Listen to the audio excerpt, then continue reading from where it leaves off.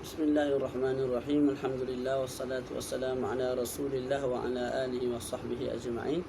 Alhamdulillah, kita dapat sambung lagi mudzakarah kitab Matan Safinatin Najah, dan telah kita sampai pada perbahasan yang baru yang membincangkan tentang perkara-perkara yang diharamkan bagi mereka yang batal wudu, dan juga mereka yang berhadas besar, dan juga mereka yang haid dan juga nifas. Kita baca faslun, satu fasal yang baru. Manin taqadha wudu'uh, siapa-siapa yang terbatal wudu'nya, haram baginya empat perkara. Terbatal wudu' maknanya dua. Pertama, ada wudu' kemudian batal, haram baginya empat perkara. Ataupun memang dia tidak ada wudu' langsung sejak daripada awal, itu juga termasuk di bawah kata musannif terbatal wudu'. Jadi terbatal wudu' sama ada wudu' kemudian batal, ataupun memang tidak ada wudu' sejak daripada awal. Bila tidak ada wudu' sejak daripada awal, macam mana nak terbatal? Tak, juga termasuk kat sini. Haram baginya empat perkara ni. Yang pertama, sembahyang. Sama ada sembahyang itu sunat ataupun fardu ataupun solat jenazah, haram belaka. Kecualilah kalau dia dianggap sebagai faqidut tahurain. Nak sembahyang air tak ada, jadi tak boleh nak berwuduk. Nak sembahyang air tak ada, debu pun tak ada, tak. Ketika itu wajib juga sembahyang menghormati waktu. Wuduk tidak ada sebab air tak ada. Tayamum tidak ada sebab debu pun tak ada. Tidak ada masalah, dibenarkan oleh syarak. Jadi haram sembahyang itu bagi orang yang ada air, ada debu, tapi tak berwuduk, tapi tidak tayamum, maka haram. Tapi tidak ada air, tidak ada debu, sembahyanglah, malah wajib sembahyang menghormati waktu. Begitu juga dikecualikan pengharaman ke atas orang yang daimul hadas, orang yang sentiasa berhadas, yang telah kita bincangkan sebelum ni. Air kencing dia sentiasa keluar setiap saat. Dia berwuduk sekalipun hadas tidak terangkat daripada badan dia, maka dia berhadas, tapi telah dibenarkan oleh syarak untuk dia salat. Tu. Yang kedua, haram tawaf. Tawaf di Mekah lah, di Kaabah, haram. Sebab antara syarat sah tawaf mesti berwuduk. Yang ketiga, masul mushaf, pegang Al-Quran, dan juga kulit Al-Quran yang bersambung. Contoh ini Al-Quran, saya pegang Al-Quran, haram. Sama ada saya pegang pada tulisan Al-Quran ataupun tepi-tepi ni. Tepi-tepi ni yang tidak ada tidak ada tulisan ini, haram juga saya sentuh ketika mana saya tidak ada wudu. Kulit Al-Quran saya sentuh, haram juga. Jadi haram sentuh Al-Quran, maksudnya sentuh tulisan haram, sentuh tempat tak ada tulisan haram, sentuh kulit haram. Kalau kulit itu terpisah daripada Al-Quran juga haram. Contoh ni Al-Quran terpisah kulit ni, Al-Quran duduk satu tempat, kulit Al-Quran duduk satu tempat, haram sentuh kulit Al-Quran. Sebagaimana dinisbahkan kepada Al-Quran, kita panggil kulit Al-Quran, haram. Kalau kulit Al-Quran tu kita buat kulit kepada kitab lain, kitab Matan Safinatin Najah ke, kitab Muqaddimah Hadramiyah ke, ketika itu kita sentuh kulit itu tidak ada masalah. Sebab ketika itu nisbah kepada Al-Quran sudah hilang. Kita tak panggil kulit Al-Quran lagi dah, kita panggil kulit Matan Safinatin Najah, kulit kitab Muqaddimah Al-Hadramiyah. Ketika itu tidak ada masalah. Okey. Begitu juga haram kita sentuh kharitah.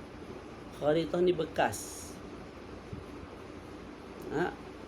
wi'a, kalkis, seperti plastik. Boleh jadi plastik sendiri, diletak Al-Quran di dalamnya. Kita sentuh plastik tu, dalam keadaan Quran duduk dalam. Kita sentuh plastik ataupun kulit yang diletak Quran di dalamnya. Kita sentuh kulit tu haram bila mana Quran duduk di dalam. Kalau Quran tidak ada di dalam, tidak ada masalah. Sunduk ni bekas, kalau di Mesir banyak jual kotak bekas Al-Quran, diletak Quran dalam tu. Comel lah dia buat ukiran tu. Bila mana Quran duduk dalam, kita sentuh kotak itu, bekas itu haram. Begitu juga ilaqah ni tempat kita pegang. Contoh ni bekas Al-Quran, atau kita buat apa tu, tali untuk kita pegang, untuk kita angkat, untuk kita bawa di mana-mana. ilaqah itu, pemegang itu tak juga haram kita sentuh kalau Quran duduk di dalam. Kalau Quran tidak ada di dalam, maka tidak ada masalah untuk kita sentuh. Okey. Yang keempat hamluhu, yang keempat hamlul Quran, kita pikul Al-Quran. Jadi sentuh macam ni haram, pikul macam ni. Pikul haram sebab apa? Sebab pikul tu bukan sekadar sentuh, malah kita bawa pula dah ke mana-mana. Jadi ketika pikul Quran, dalam pikul tu ada sentuh. Jadi lebih-lebih lagi tu dikatakan haram. Kalau sentuh sahaja dah haram, sentuh dia duduk kat bawah, kita sentuh dia. Tak. Bawa ni, kita bawa lagu ni, kita bawa automatik kita akan sentuh.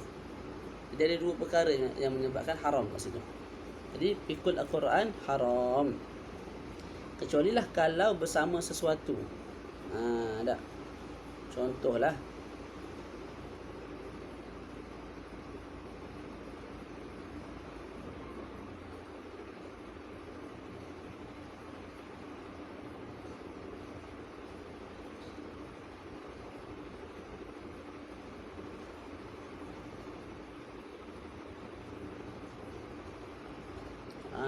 contohnya Quran kita duduk dalam beg.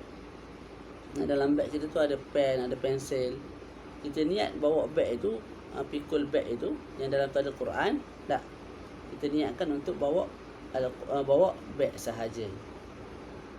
Ataupun bawa beg dan Al-Quran, ketika itu tidak haram. Tak. Kalau kita ada beg tu kita niat untuk bawa Al-Quran sahaja, dalam keadaan kita tidak ada wuduk, tak, ketika itu haram. Sebab apa? Kita dianggap sebagai memikul Al-Quran. Jadi plastik ataupun beg, dalam tu ada pen. Ada waktu kita pikul beg tu, dalam masa sama Quran duduk di dalam.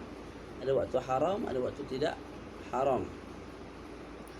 Tidak haram kalau kita niatkan bawa pen itu sahaja, ataupun bawa pensel itu sahaja, bawa buku-buku lain yang ada dalam itu sahaja. Kita niat lagu tu walaupun Quran duduk dalam. Jadi Quran tu dibawa secara tabaan, secara tidak langsung.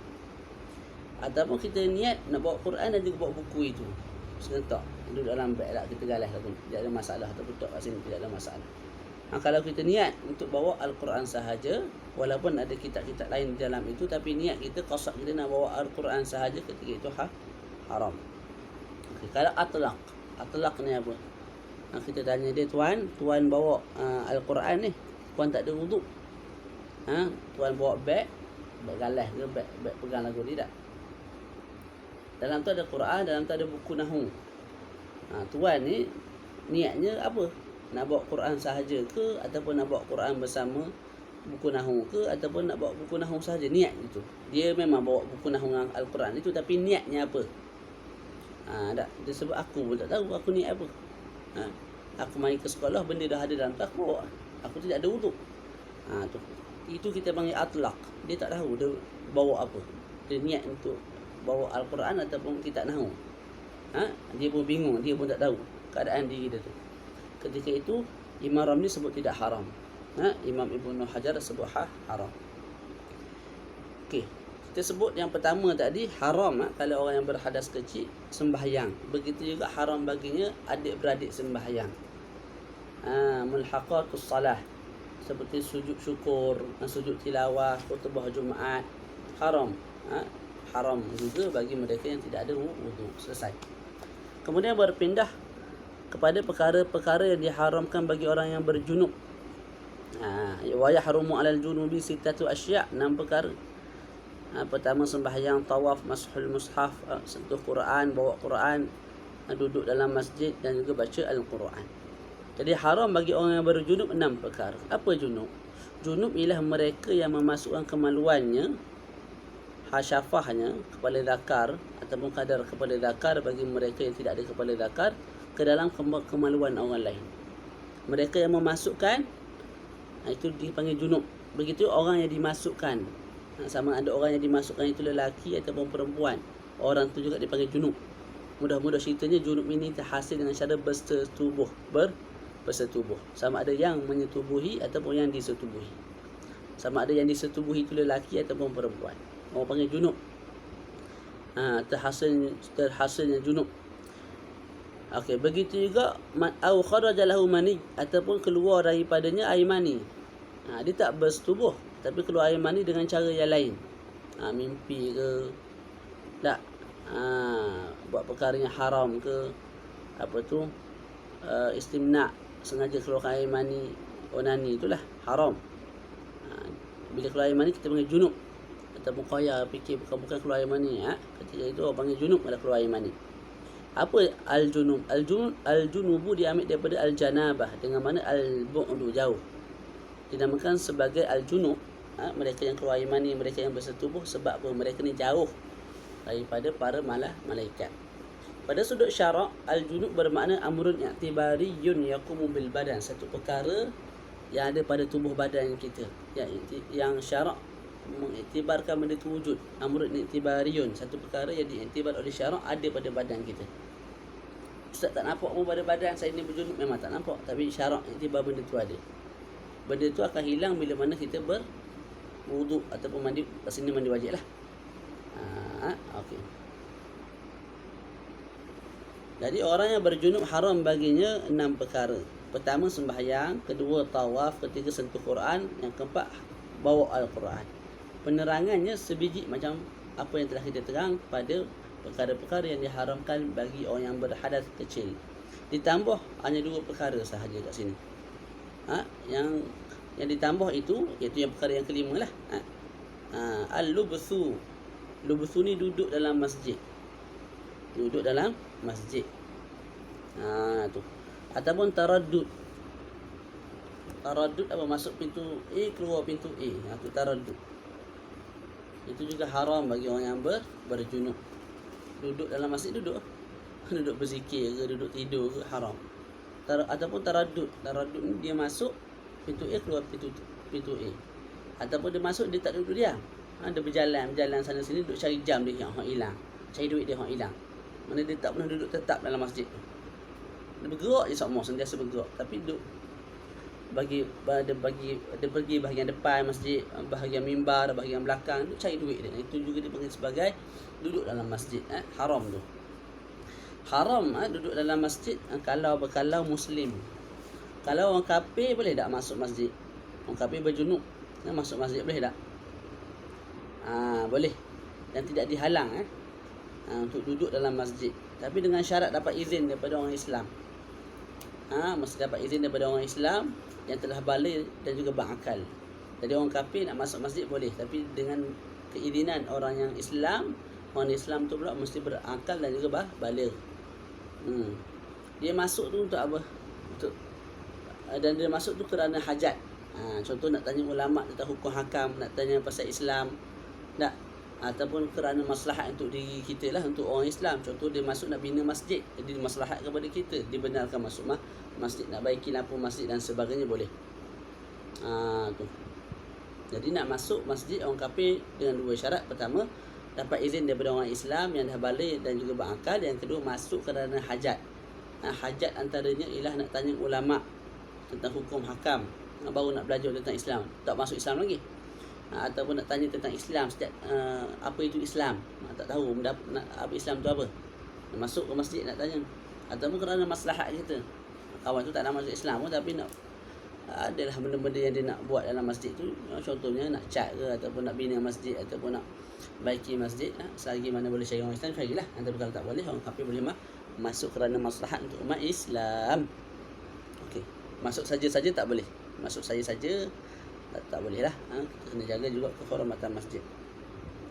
Okey. Jadi haram masuk masjid bagi Muslim.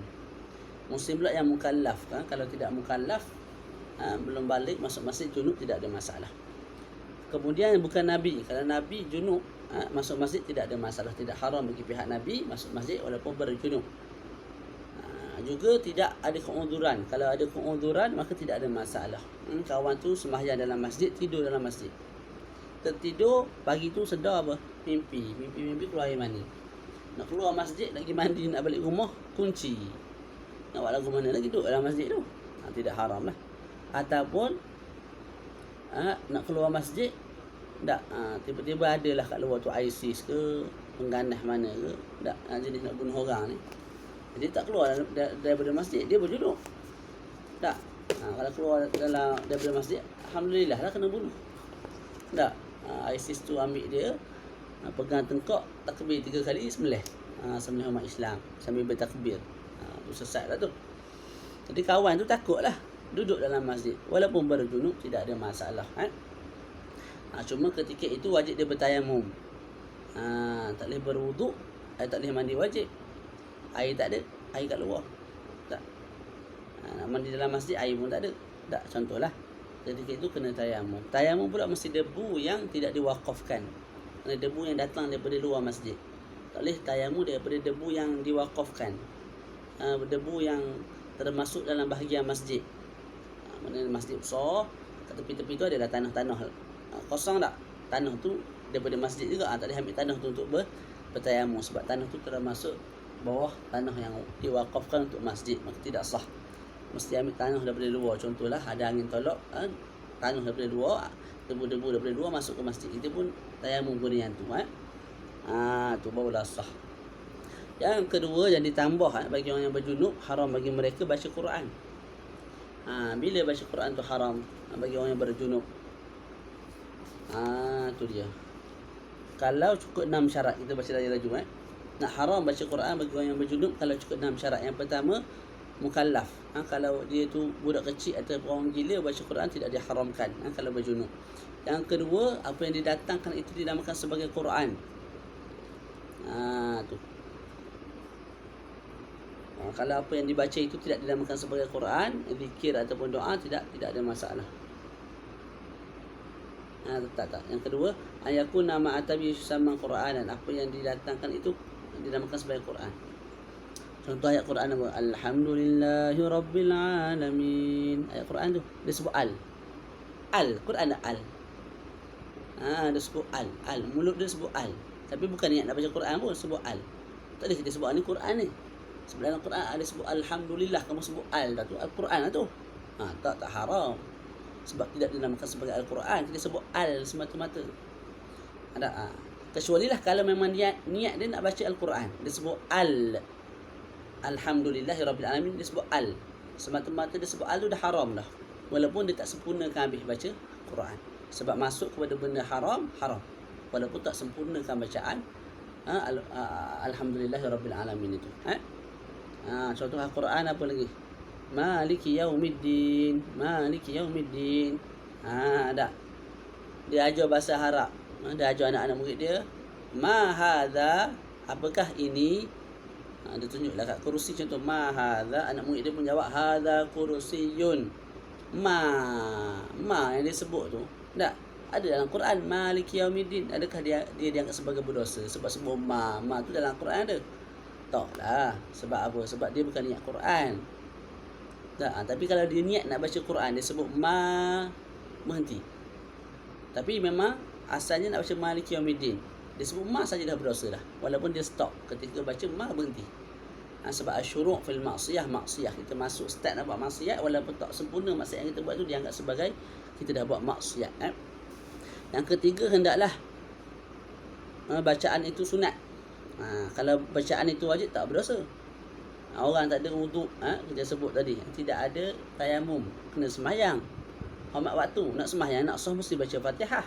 Fatihah tu wajib. Kalau tak baca, tak sah solat. Jadi dia baca Fatihah tidak berdosa sebab Fatihah tu wajib. Tapi kalau dia baca benda sunat, baca surah pula, ketika itu haram. Tu begitu juga kalau baca ayat Quran dan khutbah Jumaat, dia berjunub.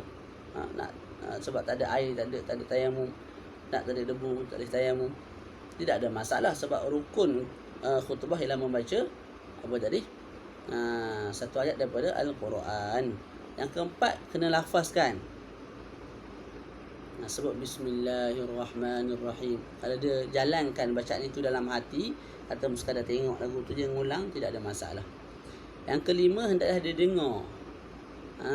Bismillahirrahmanirrahim. Dia tu sendiri dengar apa yang dia baca. Kalau dia duduk main lagu ni, tak? Dia tak dengar. Waktu tu apa? Tidak berdosa lah. Mesti dia dengar. Kalau dia sekadar berbisik, dia sendiri pun tak dengar, gerak mulut je tidak berdosa. Yang keenam, syarat yang terakhir nak dikatakan berdosa haram, dia baca dengan niat Al-Quran ataupun niat Al-Quran dan juga benda lain. Tak. Kalau dia baca ayat Al-Quran tapi dia baca tu bukan niat untuk membaca Al-Quran, dia niat untuk zikir, dan dia niat untuk membaca kisah, satu kisah, dan dia niat untuk menjaga diri dia. Contoh orang kena jin baca surah Baqarah tak? Dia niat bukan sebagai bacaan Quran, dia niat sebagai tahassun untuk pelihara diri. Dia nak tidur, dia baca ayat-ayat tertentu untuk pelihara diri dia. Ketika dia tidur tidak ada masalah. Kalau niat Quran sahaja atau niat Al-Quran dan perkara lain, ketika itu haram. Kalau niat benda lain sahaja, subhanallazi sakhkhara lana hadza bi'amdihi, waktu subhanallazi sakhkhara lana tu doa untuk kita baca naik kenderaan tu sebelum bergerak tu ayat Quran. Kalau berjunub dia baca tak ada masalah sebab niatnya doa, bukan niatnya untuk baca Al-Quran. Selesai. Okey, kemudian haram wa yahrumu bil haidhi 'asharatu asya'. Diharamkan bagi orang yang haid itu 10 perkara. Tu 10 perkara haram bagi orang yang haid, orang yang nifas. Banyak pula dah, 10. Tak. Orang yang nifas, orang yang haid haram bagi mereka 10. Orang yang hadas kecil 4, orang yang berjunub 6, orang yang haid dan juga nifas 10. Ditambah oleh Syekh dalam syarah sebelah. Ada satu lagi kita akan baca nanti. Yang pertama tawaf, yang pertama salat, kedua tawaf, ketiga pegang Quran, yang keempat bawa Quran, yang kelima duduk dalam masjid, yang keenam baca Quran. 6 yang diharamkan bagi berjunub, diharamkan juga bagi mereka yang haid dan juga nifas.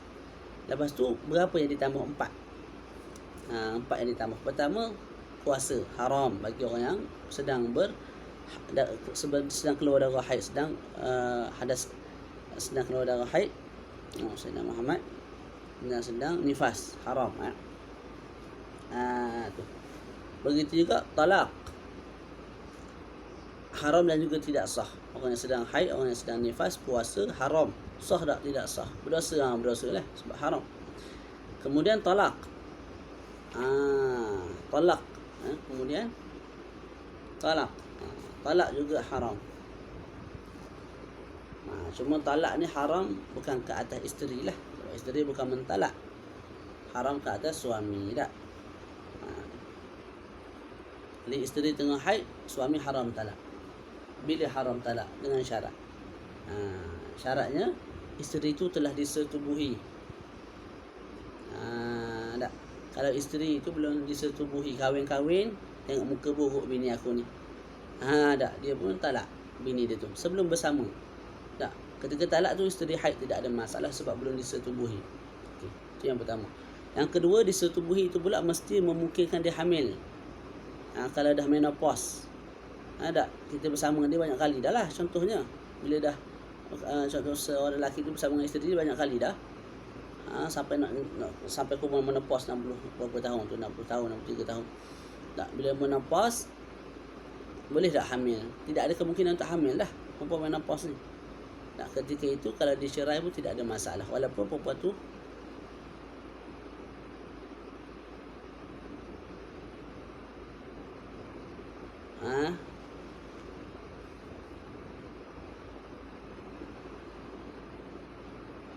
tidak ada masalah lah sebab perempuan tu tidak ada haid. Sebab perempuan menopause tidak ada haid semula. Suami haram talak isteri dengan beberapa syarat. Pertama, isteri itu telah disetubuhi. Kalau belum disetubuhi langsung lagi kahwin-kahwin, nak terus cerai. Waktu tu walaupun cerai dalam keadaan isteri itu tengah haid tidak ada masalah. Ataupun isteri dah menopause, dicerai, tidak ada masalah. Okey. Dan juga syarat yang ketiga tidak dikhulu'. Kalau dikhulu', tebus talak juga tidak ada masalah walaupun isteri itu dalam keadaan haid. Tak. Kita dah terang dalam Al-Miftah li Babin Nikah, boleh rujuk balik. Dan juga tidak hamil. Kalau isteri itu sedang hamil, tak, hamil dalam mazhab Syafi'i boleh haid. Ataupun kita sebut diberi hukum haid kalau cukup syarat haid, sehari semalam keluar darah. Tak. Tu. Jadi isteri itu hamil disebabkan dia sendiri. Dah jelas dah rupa hamil tu, rupa perut tu bulat dah. Dia cerai ketika mana isteri dia tengah hamil dan sedang haid, tidak ada masalah. Okey. Itu. Kalau tak cukup syarat ni maka haram talak isteri dalam keadaan isteri sedang haid. Yang seterusnya al-murur fil masjid in khafat talwisah. Lalu dalam masjid. Apa lalu? Masuk pintu A, keluar pintu B. Itu lalu. Sekadar lalu, tak stop langsung, tak berhenti langsung dalam masjid. Masuk pintu A, keluar pintu B. Hukumnya apa?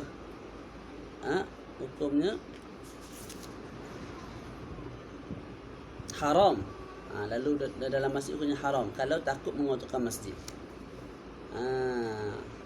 Ihtimal boleh mengotorkan masjid. Contoh baru datang darah, haid, jadi banyaklah darah yang keluar tu, jadi bimbang jatuh darah ke lantai masjid. Haram dia lalu, walaupun sekadar lalu haram.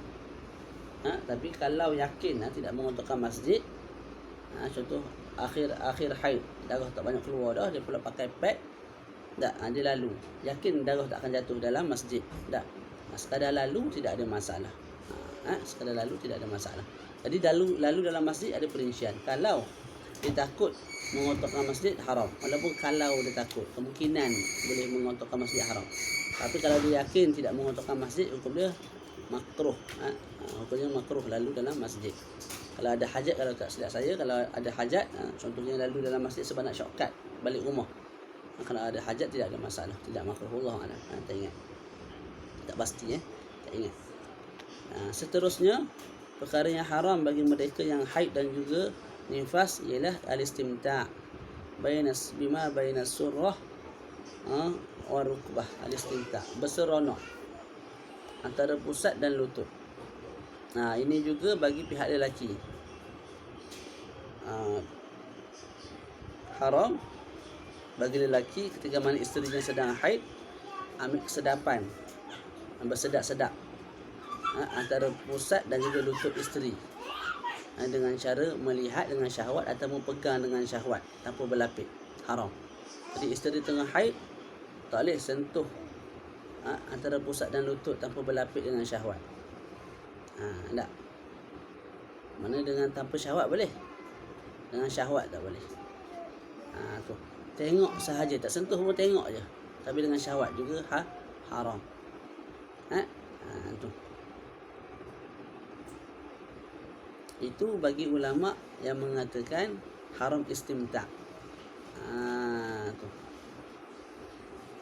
Haram istimta'. Maka haramnya apa? Haram tengok dan juga sentuh dengan syahwat.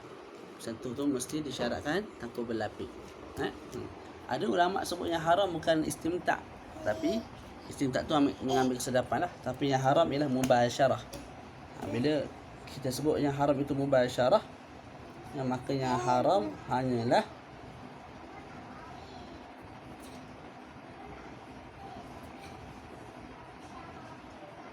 sentuh tanpa lapik. Sebab mubasyarah tu memang sentuh tanpa lapik.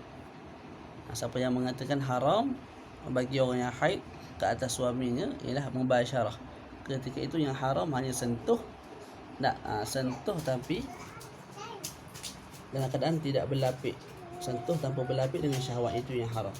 Tapi kalau tengok tidak haram, walaupun tengok dengan syahwat. Sebab apabila tengok walaupun dengan syahwat tidak ada persentuhan antara kulit ke kulit, maka tidak haram lah. Itu bagi mereka yang mengatakan haram itu mubasyarah. Bagi mereka yang mengatakan haram itu al-istimta', bersedap-sedap, sebagaimana kejap. Sebagaimana musannif pengarang kitab kita, maka ketika itu haram melihat dengan syahwat. Sebab melihat dengan syahwat dengan keadaan bersedap-sedap, ada kesedap-sedap tu lah, jadi haram. Begitu juga kalau sentuh dalam keadaan tidak berlapik dengan syahwat, ketika itu juga ada istimta', juga haram. Daripada 10 perkara yang kita sebut, semua sekali itu haram sehinggalah perempuan itu mandi ataupun tayamum kalau tidak ada air. Maknanya bersetubuh haram, dah habis haid dah haram bersetubuh. Kecuali lah selepas mandi halal, ataupun tayamum barulah halal. Duduk dalam masjid haram sehinggalah dia mandi, boleh masuk masjid. Baca Quran haram sehinggalah dia mandi, boleh baca Quran ataupun tayamum. Kecuali dua, puasa dan juga talak. Puasa dan talak semata-mata putus haid walaupun belum mandi. Semata-mata putus nifas walaupun belum mandi. Puasa dan talak boleh kita buat, boleh perempuan itu buat dan tidak berdosa. Suami nak talak isteri, habis dah haid tapi belum mandi, tidak ada masalah, halal. Perempuan tu dah habis darah haid tapi belum mandi, nak puasa, tidak ada masalah, boleh. Perkara yang 11 yang ditambah dalam syarah, perkara yang diharamkan bagi orang yang haid dan juga nifas ialah mandi dengan niat nak bersuci daripada haid dan nifas. Kawan tu tengah haid tengah nifas, sedang haid sedang nifas, darah sedang keluar, dia mandi untuk mengangkat hadas, haram. Sebab apa? Nak mandi mesti dah putus haid, putus nifas, dah berhenti. Jadi kalau sedang berlaku haid, macam mana nak angkat hadas? Tak boleh, haram. Tak boleh, mustahil. Jadi kalau sedang haid, sedang nifas, haram nak mandi. Nak mandi bila mandi lepas daripada suci darah haid dan juga nifas. Ini mandi apa? Mandi nak mengangkat hadas, itu yang haram. Mandi nak bersihkan badan tiap-tiap hari, setiap saat, tidak ada masalah. Mandi nak mengangkat hadas itu yang tidak boleh. Kita berhenti sampai situ. Wassallallahu ala sayyidina Muhammad wa ala alihi wa sahbihi wa baraka wa sallam. Alhamdulillahirabbil alamin.